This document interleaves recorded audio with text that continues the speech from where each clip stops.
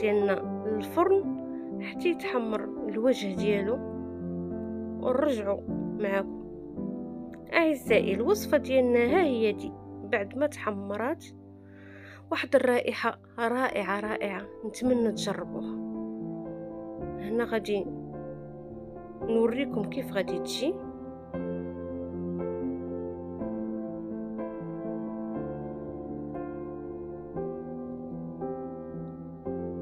يا سلام، رائحة رائعة، والمذاق أنا متأكدة أنه ولا أروع.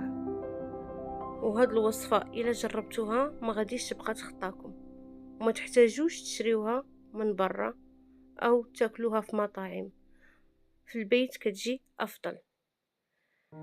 أعزائي الوصفة ها هي دي، إلا عجبتكم ما تنسوناش من جيم وأبوني وتفعيل الجرس.